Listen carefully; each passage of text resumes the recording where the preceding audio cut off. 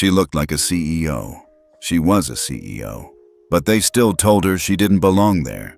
Celeste Monroe had managed billions, sat across from prime ministers, built a fund that redefined ESG investing in America. And yet, on a Tuesday morning in Santa Monica, she stood in a marble lobby while a 20-something receptionist looked her up and down and said, "Sorry, ma'am. This location is for legacy tier clients only. We don't take walk-ins." Have you ever been turned away, not because of who you are, but because of what they saw? Tell us where you're watching from, and wait till you see what she did next. "Legacy tier," Celeste repeated, her tone calm, almost amused. The receptionist straightened. "Yes, clients must be referred through private channels." Celeste gave a slight nod. "Understood. Let me speak to your branch manager." The young man blinked, clearly unsure. "I'll see if he's available." She took a seat, waited, watched. Two white men in golf polos walked in 5 minutes later, laughing, loud, sunburned from wherever they'd just come from. They barely paused before being waved in, greeted by name.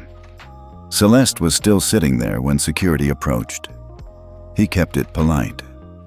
"Ma'am, we're gonna have to ask you to come back with an appointment. You understand, it's just protocol." She stood, no raised voice, no anger, just a silence that cracked like ice. "I understand," she said. "Thank you." She stepped out of the bank and into the California sunlight. Her driver opened the door. "Ma'am?" he asked. She didn't answer at first, just stared ahead, eyes sharp, calculating. Then, in a voice soft but steady, "Get me online. I need access to the grid." 10 minutes later, in her San Francisco office, Celeste logged into the core control panel of the Ethos Core Federal Grid. She didn't make a call, didn't type a word, didn't warn anyone. She just clicked one button, red flag, Tier 1 protocol, initiate. And somewhere, far from the polished walls of that Santa Monica branch, $3.4 billion in institutional assets locked down. They hadn't even learned her name, but she was already erasing theirs from the system. The moment Dr. Celeste Monroe tapped Red Flag Tier 1 protocol, a quiet chain reaction ignited behind the scenes of America's financial grid. No alarms, no red lights, just data, rerouting, freezing, re-ranking. Within 60 seconds, 47 partner institutions received automated alerts. Ethics Compliance Rating Downgrade. Source: Verdant Trust Compliance Authority. 3 hedge funds paused trades. 2 global ESG platforms flagged Highmark Bank as non-compliant. $3.4 billion in capital, stuck mid-transaction. No approvals, no liquidity. Back in Santa Monica, the branch manager still hadn't come out of his office. He didn't know his clearance level had been temporarily suspended. One of the junior bankers stared at her screen confused. "Hey, the Highmark Caspian fund routing just failed. Twice." The guy next to her frowned. "Mine too. Is the server down?" Meanwhile, in a glass tower in New York, board member number 3 of Highmark Holdings got a call he wasn't expecting. "Why did Verdant drop us from their approved ledger?" he stammered. "Verdant? They wouldn't do that without... Wait, is this public?" "It will be in 5 minutes." Celeste didn't flinch as the system lit up on her screen. She wasn't angry. She was focused. This wasn't just punishment for a branch's mistake. This was a reminder of the quiet power built over decades by women like her mother who were turned away 1,000 times before the doors ever opened. "They won't fix what they refuse to feel," her mother used to say. So now, she would make them feel it. Not by shouting, but by freezing everything they thought couldn't be touched. At 9:42 a.m., Highmark Bank's Manhattan HQ called an emergency meeting. By then, $3.4 billion in capital had already been locked across 6 investment flows. News outlets hadn't picked it up yet, but the internal chaos was boiling. The compliance director looked pale. "This isn't just a systems error. It's Ethos Core. That means someone flagged us at the federal level." The room went silent.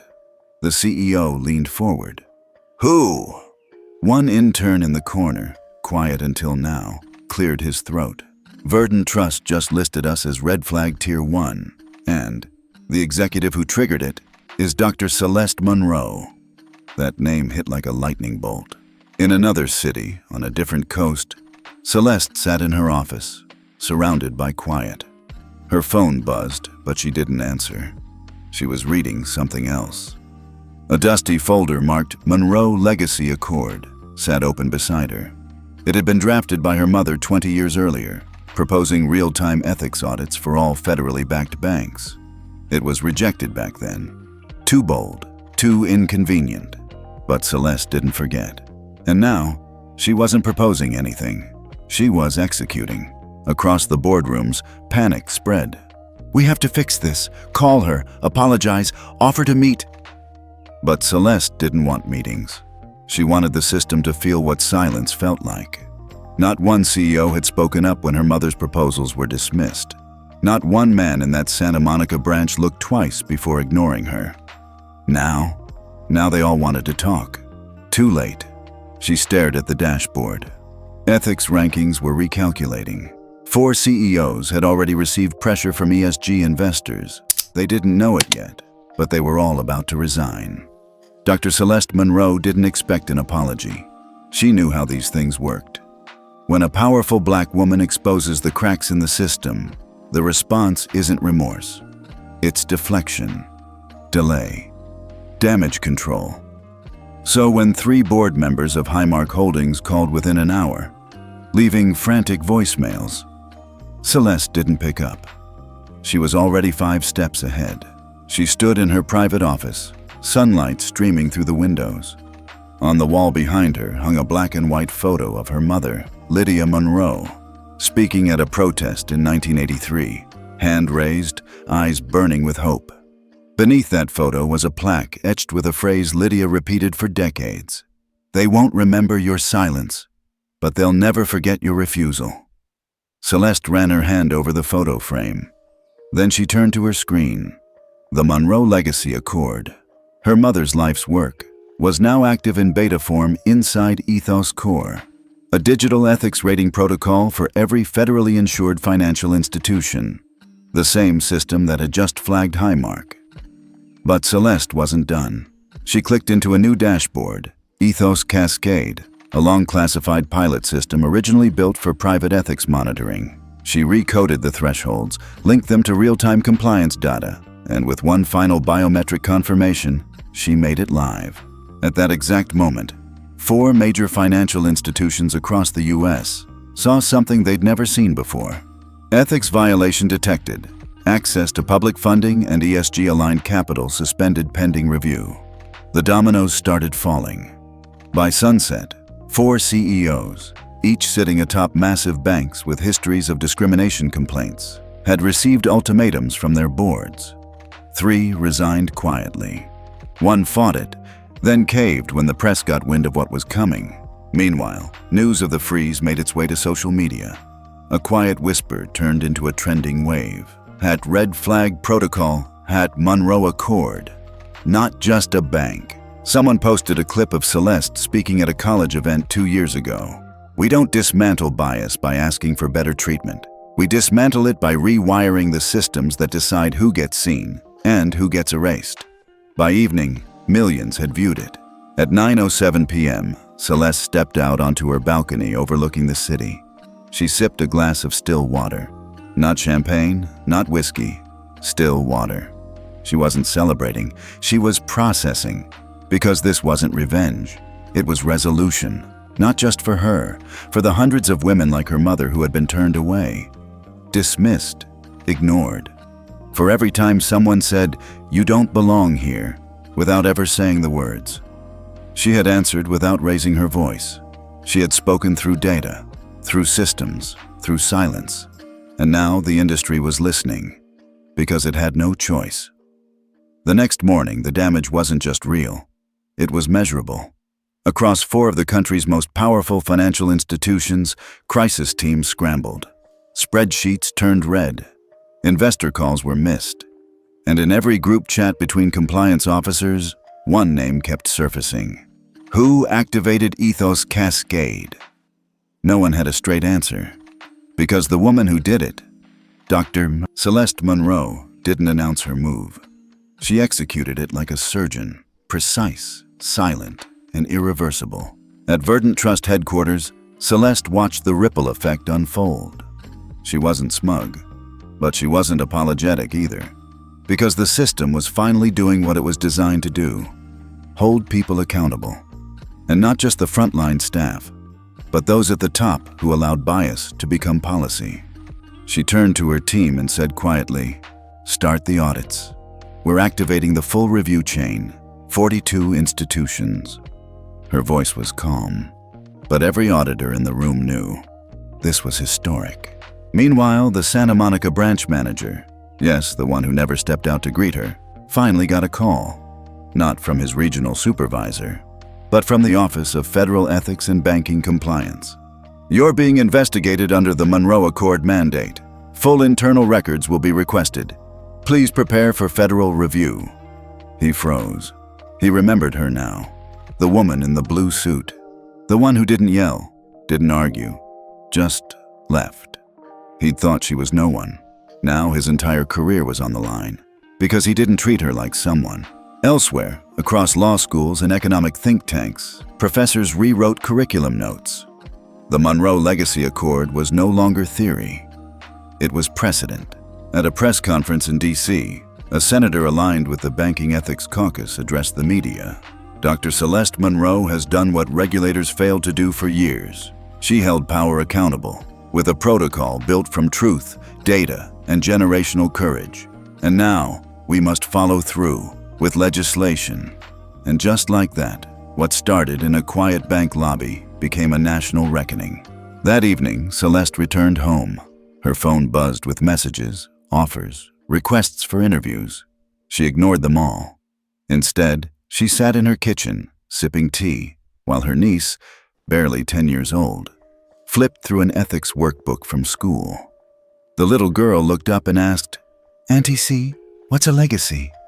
Celeste smiled gently. "A legacy," she said, "is what happens when people try to erase you, and instead, you write the next rule book." Outside, the headlines kept spinning. Inside, a revolution had already begun. The call came at 11:06 a.m. Not from a board member, not from an attorney, but from the new CEO of Highmark Holdings, a woman named Valerie Chen, freshly appointed just 2 hours earlier. "Dr. Monroe," she began, "I wanted to personally acknowledge the harm done to you and the system that allowed it." Celeste didn't interrupt. She let her finish. "This isn't a PR fix. I've read the Monroe Accord front to back, and I believe it's time we align our practices with the values we only talk about." Celeste was silent for a moment. Then she said calmly, "Your predecessor had 28 years and never picked up the phone." Valerie didn't flinch. "Then maybe this should have been my job all along." They didn't talk about settlements, didn't talk about restoring reputations. They talked about data access, policy change, and making anti-bias enforcement mandatory, not optional. By the end of the call, Celeste had given conditional approval to grant Highmark access to a Monroe Accord alignment pilot, a tool that would reshape internal compliance from the inside out. It wasn't forgiveness. It was structure, a roadmap toward change, not because they deserved it, but because the next generation did. Later that day, Celeste stood in front of her mother's old community bank, now just a historical marker in a gentrified district. She traced the carved brass plaque on the wall. Lydia Monroe, 1954 to 2011, advocate, mother, architect of unfinished systems. Celeste whispered under her breath, "We're finishing them now." And with that, she turned, walked away, and didn't look back. 2 weeks later, the financial world wasn't just watching, it was scrambling. Ethics violations, once quietly buried under HR reports or sensitivity training, were now showing up in bold red banners on compliance dashboards. And at the center of this seismic shift was one name, the Monroe Accord. Inside the U.S. Treasury building, Top officials and industry leaders gathered in a closed-door ethics summit. The vibe wasn't cordial. It was cautious. Everyone was waiting for Celeste Monroe to arrive. When she did, she didn't walk in with a PR team or a lawyer or even an assistant. She walked in alone. A quiet room turned quieter. She took her seat, opened a folder, looked up. "I'm not here to punish anyone. I'm here because for too long, you built systems that only worked for people who looked like you. And when they didn't work for people like me, there was no process, just silence." A bank executive shifted uncomfortably. A senator cleared his throat. No one interrupted. Then came the proposal. Celeste introduced the Monroe Accord Federal Alignment Protocol, a standardized set of ethics compliance benchmarks that every federally backed financial institution must adopt to maintain ESG capital access, treasury partnerships, and public operational status. No more voluntary pledges. No more optics. Federal enforcement. Real teeth. And at the end of the document, 42 banks were listed. Each had to sign to retain access to over $700 billion in capital alignment partnerships. No signature? Funding pulled. System access revoked. Federal scrutiny guaranteed. They didn't all sign that day. But within 72 hours, after pressure from ESG funds, media, and internal whistleblowers, all 42 signed. Some tried to save face. Others tried to spin it as forward-thinking leadership. Celeste didn't care. This wasn't about headlines. This was about infrastructure. Back at Verdant Trust, Celeste stood before her leadership team. Some clapped. Others looked in disbelief. She just smiled faintly and said, "They used to say this was too ambitious, too radical, too black." A beat. Turns out, they were just too comfortable. Everyone in the room stood, because history had just shifted. And they weren't just witnessing it. They were part of it.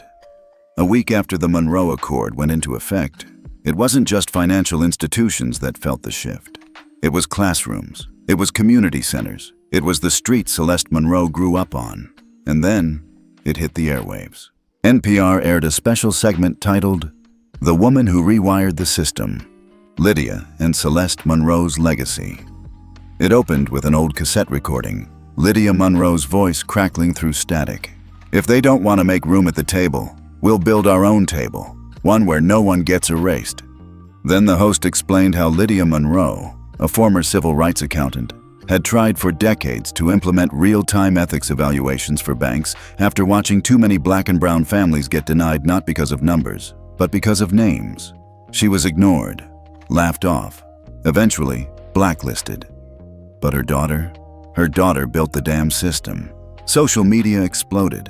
Celeste Monroe Protocol began trending globally.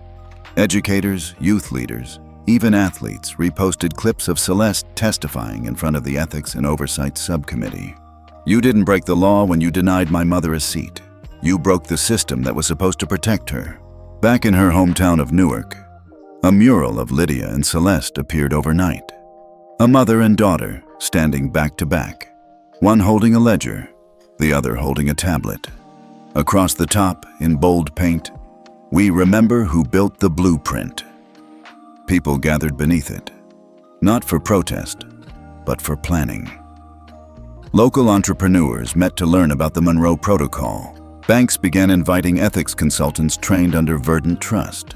One community center even started a Young Ethics Architect Fellowship, named after Lydia.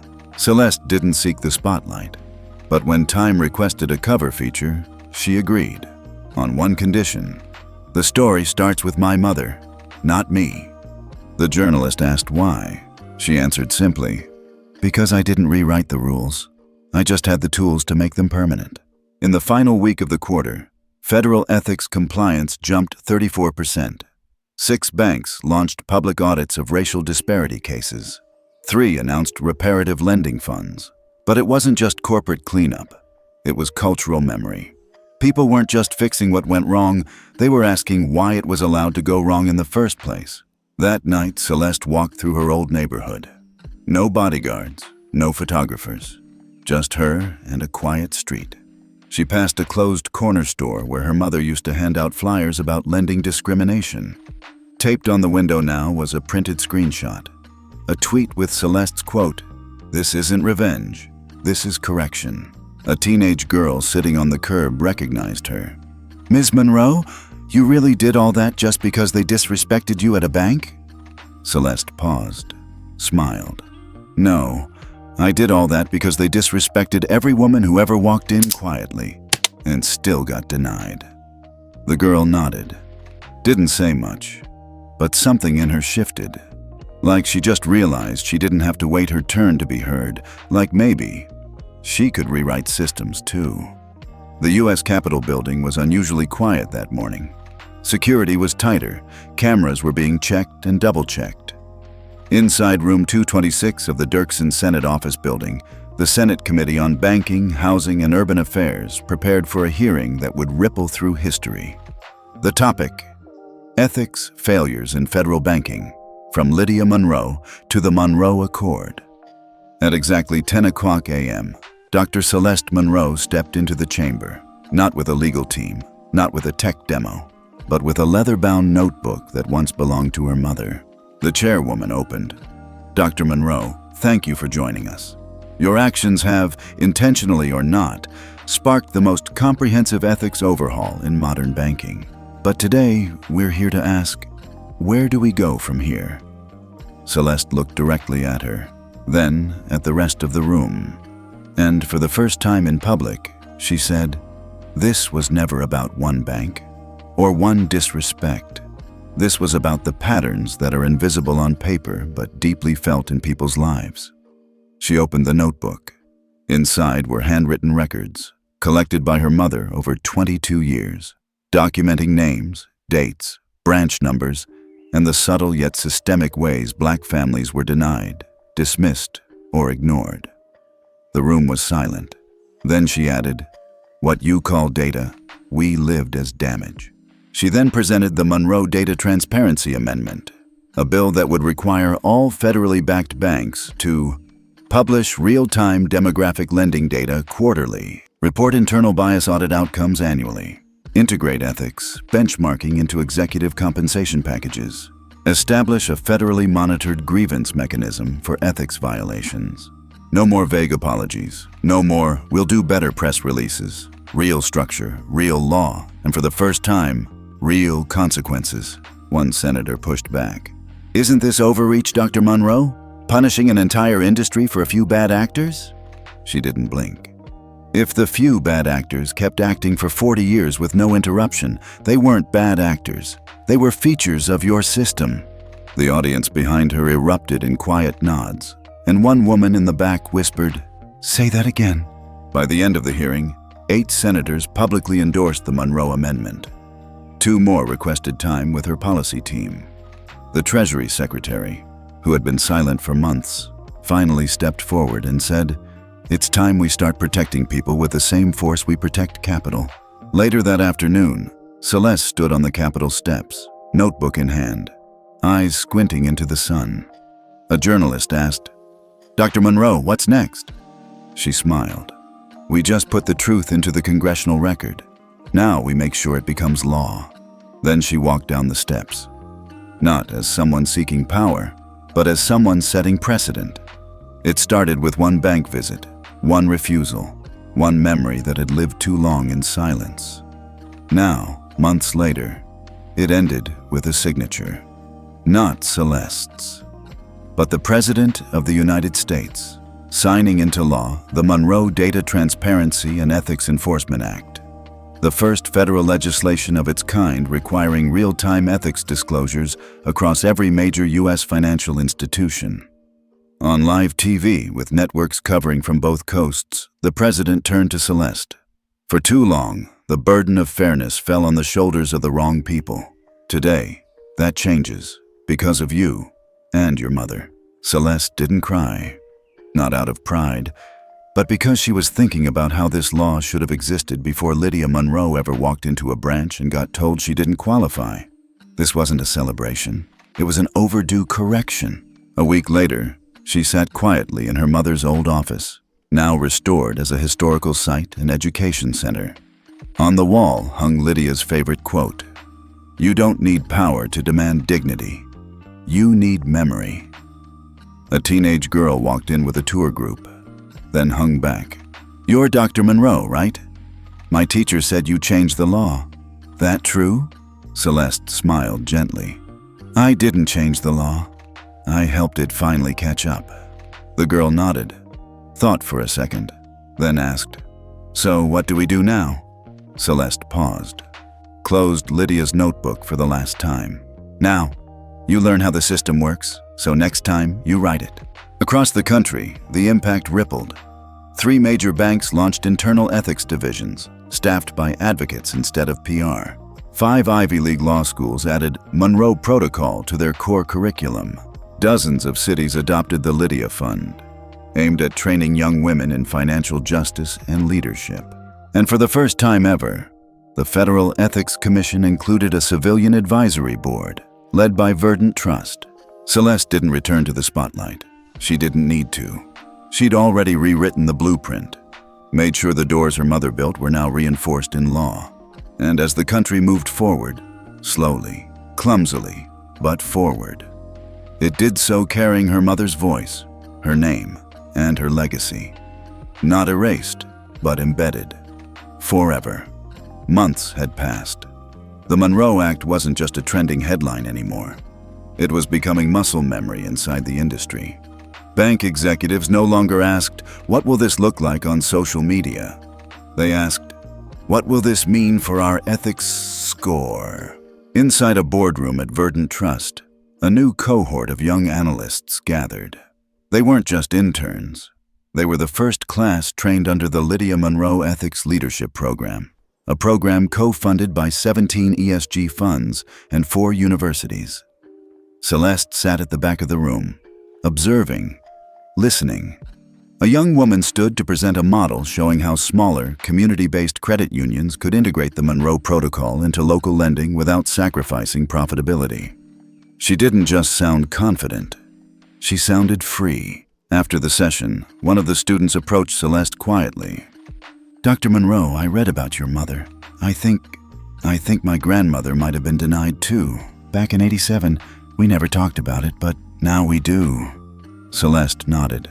Sometimes change starts not with a new law, but with permission to tell the old truth. Meanwhile, nationwide stats rolled in.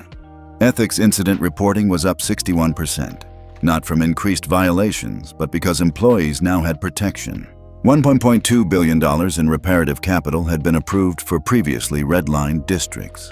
Over 120 banks voluntarily added community advocates to their lending review boards, even before regulation required it.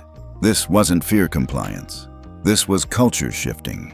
And in the background of it all, Verdant Trust, under Celeste's leadership, quietly launched Ethos Core, a public dashboard ranking financial institutions by ethics, accessibility, and accountability. No ads, no lobbying, just transparency. And it became the most visited site in the industry within 3 months. But for Celeste, the real victory came in a small envelope. It arrived at her office. No return address. Inside, a photo.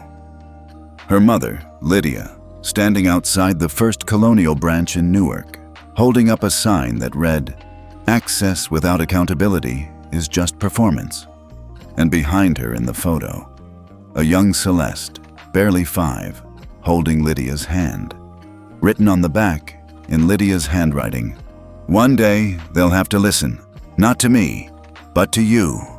Celeste closed her eyes and held the photo to her chest. She didn't need applause. She didn't need awards. She had proof.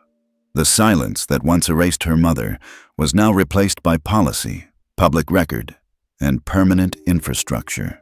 Legacy, after all, isn't a speech. It's a system that no one can quietly dismantle again. The camera panned slowly across the stage. A warm glow lit up the crowd gathered in Chicago's Civic Hall. CEOs, students, activists, economists, even 2 sitting senators. They weren't there for a gala.